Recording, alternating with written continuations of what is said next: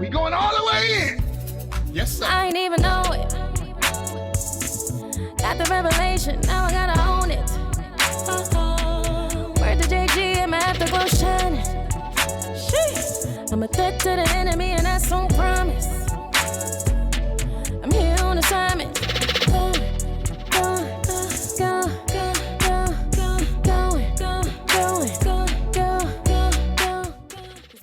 What up, y'all, and welcome to the Afterglow, the lobby experience. It's Mother's Day, so, you know, I have my baby mama here with me, my wife for life, and we are so excited about this word today. Yeah. What you think about the word? Okay, first of all, Ruth and Naomi are my girls. I love them so much. It's such a powerful story, but I mean, I always say this, that you have to, like, New Life is blessed to have preachers who are comfortable in their own skin and deliver the same message, but in a different way, okay? So this morning at 7:30, amazing, talking about mentors and just the necessity of Naomi, right, and the necessity of listening to an older woman to be able to tell you some different things so that you can kind of get what she had. Yeah. But even the older women just embracing who they are, what they've been through, their flaws, and know that they're still needed. The whole thing with the buckets and everything, that was so necessary to be able to get that that analogy or that presentation of pouring, and not just pouring a little bit, but pouring a whole lot. And that not only will you pour, but that sometimes as Naomi's, you need somebody to pour into you. And I think that sometimes more seasoned people, they don't realize that they need the youthfulness of young people. Like sitting there at your kitchen table or wherever and just pouring into them also gives you life. So I thought you guys, of course, brought that out so amazingly. And then, of course, 9:30, Pastor Hannah, my brother, I love him so much, but hilarious. You have to go watch them both. But when you watch 9:30, you know, just put your little laughter hat on. There were so many nuggets, just so impactful, especially on Mother's Day. Just talking about how sometimes some people dread the day because their mother isn't here, but just knowing that there is something past grief, but you got to get past grief. Yeah, it's like for me, I'm considering the fact that you know, in the storyline, when people read it, mostly everybody wants to be Ruth. Right. But I'm always talking to you and telling you how there's such a need for Naomi. So usually in the hot seat, they ask me questions to elaborate on the word. But today, I want to talk to you just about the need for Naomi, right? There's an incredible need for more Naomis. And I know even when I tease you with this, you always say, you know, they don't want to listen. But when you were in a Ruth seat, right? Because now I think you're still in a Ruth seat, but you're also in a Naomi seat. I accept it. So when you were in a Ruth seat, I'm sure the older women felt like that you didn't want to listen to. How did you connect your life and your path to Ruth's, to Naomi's, when you were in that space? And now while you're in the seat where there's a need for Naomi's, what is it that you say you do, or what needs to be said as relates to that? I think for me to be able to receive from, to be in a Ruth seat and to be able to receive from a Naomi, I think because I vowed my life to always be a student, there's somebody that knows more than me. And sometimes the information that I'm getting is not necessarily for me, it's for whoever I may meet. And I think I would probably say the quickest way is when they told me something and I tested it and I got an A. Right. And it was like testing, like receiving it, not negating it, but let me like receive this and see what happens. And some of those tests didn't get approved until later on in life. Right. But I held them, and I think when people would compliment me about certain things, I can always attribute it to my Naomis. Yeah. That it wasn't really me, it was really something that they told me that I just had enough courage and enough obedience to just go ahead and do, that I was able to like, okay, let me get more Naomis. When I don't know how to do something, I'm not most of the time asking my peers. I'm asking somebody who's already been there. Yeah. Even if it was something that they could not do. Yeah. That they learned, like me and Anna, when we did the pre-show, she was like, there was things that my mother told me not to do. Right. There was things that I watched her do, and she told me not to do those. So those lessons were important and necessary. Right. And I think when you realize that, then you're able to push through and realize that Naomi is truly a gem. And when you get them in your life, and you get your heart open to receive, the sky is the limit. Right. I love that Naomi got over herself. Right. Her position changed, but her purpose didn't change. Exactly. Right. So she stayed in her seat as a matriarch. Right. She stayed in her seat as a mentor, as a Yep. mother, and once she got through dealing with her grief and her pain, she realized that she still had more to pour.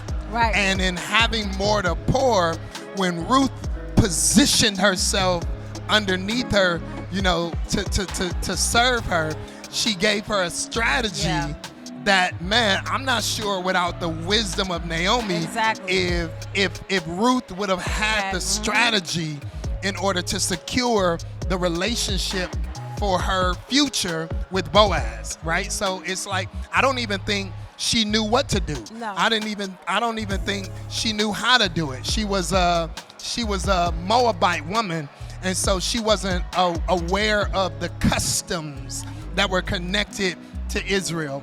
And so this wise woman gave her nuggets, gave her a strategy for success, and said, hey, this may not be popular.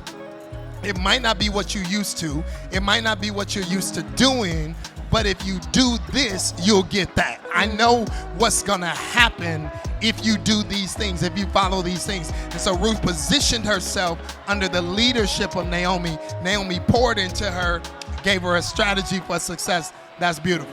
Yeah, and then on top of that, just to think, Ruth had been married before, Right. She'd been married before. She looking at Naomi like, okay, your son was amazing. I'm sorry that he's gone, but he was amazing. So in order for me to get that, I got that by happenstance. Right. I'm not going to get that I by didn't do all happenstance. that. Exactly. Right. I didn't do all that to get your son. Exactly. Right. I want to be intentional about this next move because I've never been here before. I've never been a widow. You have been a widow. Right. So how can I make sure that I am young, that I don't get off the smell of I don't want it no more, or I don't have purpose anymore. I'm healed. I need to be something different.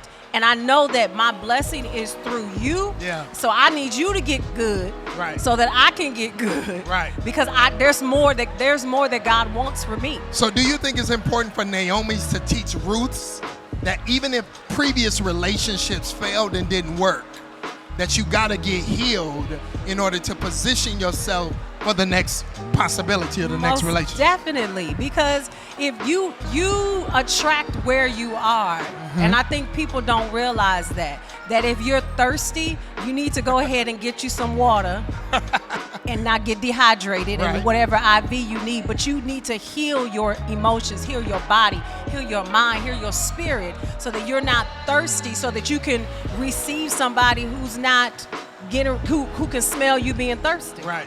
And so you think that Naomi healing through, even though she maybe healed through Ruth, healing through was able because a healed woman will help a healed woman. Like I always say, I say this, that the majority of things that women learn about a man, unfortunately, they learn from a broken woman. Right. Not just from a healthy woman or a healed woman, but the majority of the reason why women Ruths never get the strategy on how to secure the man, so to speak, is because the lessons she learned is not from a healed woman, but from a hurt woman. Right. And Naomi had a hurt, but the hurt wasn't from her love. It was hurt from the loss of her love. Right. And so because she had a different type of hurt, then she didn't have no baggage. So she wasn't perpetuating no baggage or passing on no baggage. So she didn't teach Ruth how to stay hurt. Right. She taught her how to heal so she could love again.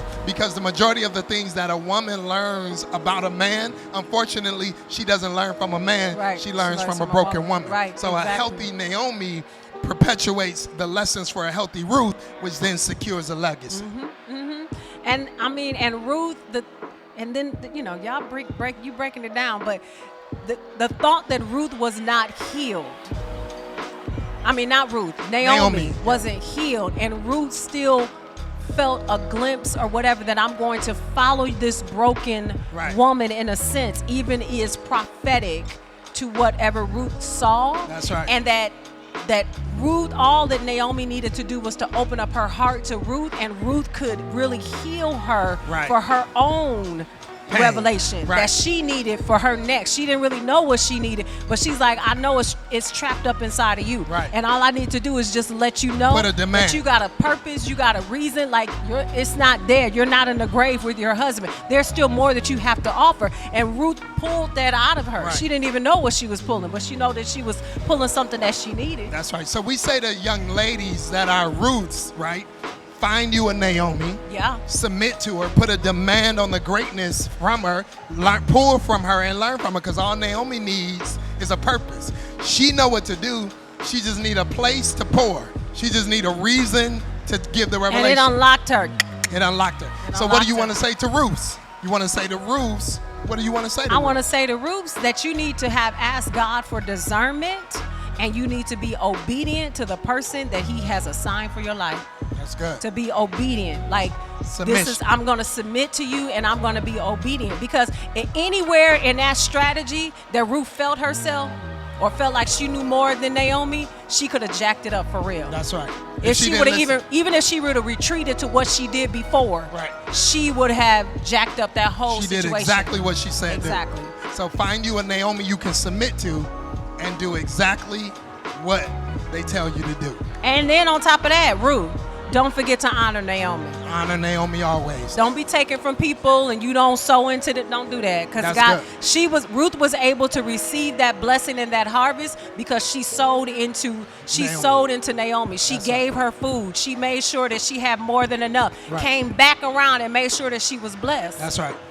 So that's what we say to Ruth. What do you say to Naomi's? Naomi's, get healed and don't be scared. Know that you have something to pour. Something to give. You have something to give. If you're like you say, if you're not gone, you're still needed. Yeah. Naomi's, don't die with the recipes. Don't die with the strategies. Don't die with the mentalities. Don't keep it all closed up and locked up inside yourself. The next generation needs to know what you know. They need you. And don't be moved by their faces and their expressions and them sucking their teeth and all that other kind of foolishness that will try to discount what you just gave. When you are being obedient to what God is telling you to be obedient to the person that you're being obedient to, it's their responsibility to act on that word. But more importantly, they will never forget what you said to them. That's never. So they will never forget to. I've learned so much being married to you. I mean, it's the little things that you don't even know that somebody tell you. You know, undergarments. You're like, my grandma told me. We can't start with undergarments. Huh? My grandma told me it shouldn't be.